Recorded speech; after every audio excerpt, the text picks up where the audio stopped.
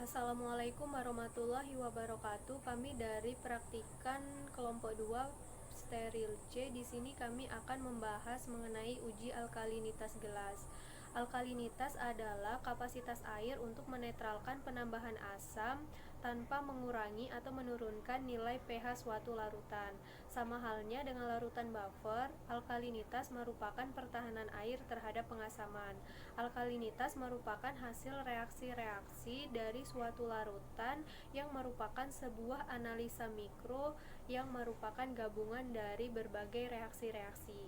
Alkalinitas di dalam air itu dipengaruhi oleh beberapa ion, diantaranya ion karbonat CO3 2-, ion bikarbonat HCO3-, ion hidroksida OH-, ion borat BO3 2-, serta ion fosfat SpPO4 2-.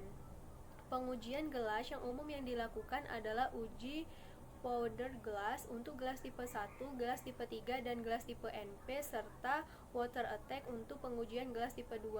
Pengujian alkalinitas ini bertujuan untuk menguji gelas terhadap serangan kimiawi preparat farmasi yang disimpan di dalam botol. Menurut USP, terdapat 4 macam gelas yang biasa digunakan untuk sediaan farmasi, diantaranya gelas tipe 1, gelas tipe 2, gelas tipe 3, dan gelas tipe NP.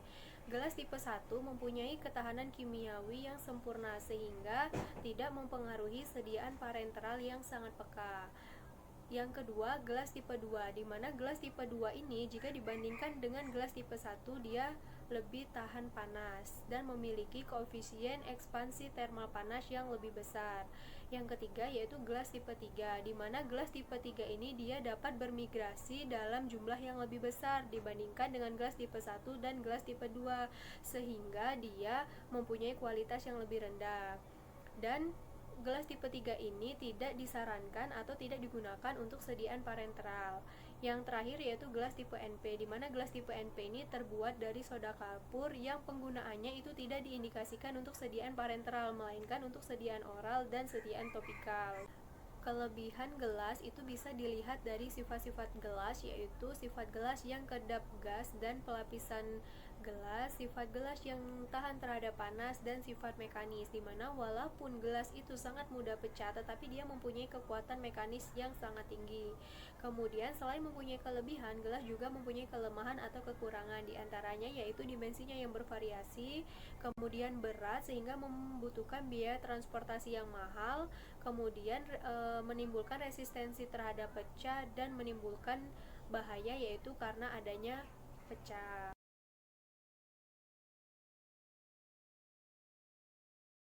Uji serbuk kaca, pertama hancurkan sejumlah botol kaca, kemudian serbuknya diayak dengan ayakan nomor 12 dan 14. Kemudian cuci dengan aseton sebanyak 6 kali dan keringkan menggunakan oven.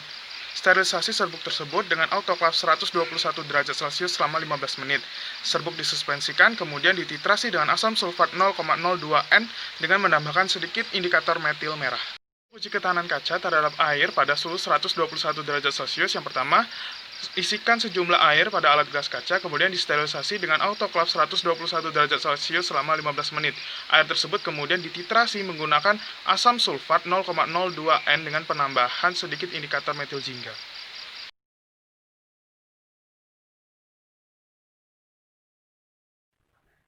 Dilakukan pengujian terhadap 5 jenis sampel, yaitu botol obat, botol marjan, botol hemaviton, botol kecap, dan botol ampul yang tidak berwarna atau berwarna bening. Kemudian berdasarkan data hasil pengamatan, botol obat dilakukan titrasi dengan 3 kali replikasi atau pengulangan.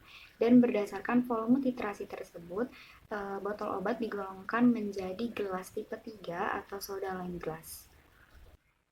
Gelas tipe 3 atau soda lime glass berdasarkan tabel persyaratan hasil uji alkalinitas tidak bisa digunakan untuk sediaan parenteral atau injeksi, tetapi bisa digunakan untuk pengemas atau wadah serbuk kering dan larutan minyak. Botol marjan dan ampul bening berdasarkan volume hasil titrasi digolongkan menjadi tipe 1 atau borosilicate glass, di mana biasanya tipe 1 ini merupakan pengemas yang biasa digunakan untuk sediaan parenteral, sedangkan pada botol marjan kemungkinan terdapat kesalahan pada proses titrasi atau kesalahan pada pembacaan titik akhir titrasi.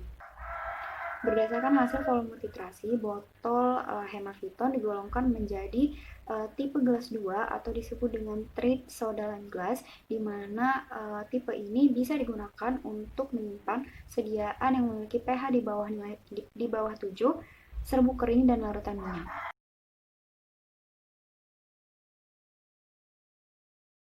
Assalamualaikum warahmatullahi wabarakatuh. Nama saya Rahel Gabriela dari Perhatikan Steril kelas C kelompok 2.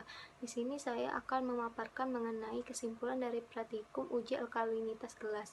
Uji alkalinitas gelas dilakukan untuk mengetahui bahwa sediaan yang menggunakan botol kaca atau gelas pada sediaan farmasi tidak mengalami kerusakan, baik itu kerusakan secara kimiawi, fisika maupun biologi.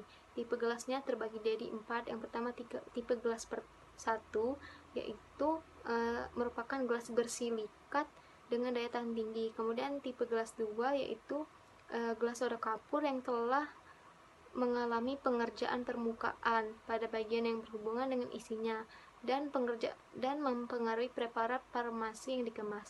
Kalau tipe 3 yaitu gelas soda kapur silikat yang mempunyai daya tahan kimiawi yang cukup sehingga tidak mempengaruhi preparat yang dikemas. Dan yang terakhir yaitu tipe NP, yaitu gelas soda kapur silikat yang digunakan untuk produk non parenteral yang dimaksud untuk pemakaian penggunaan oral dan topikal.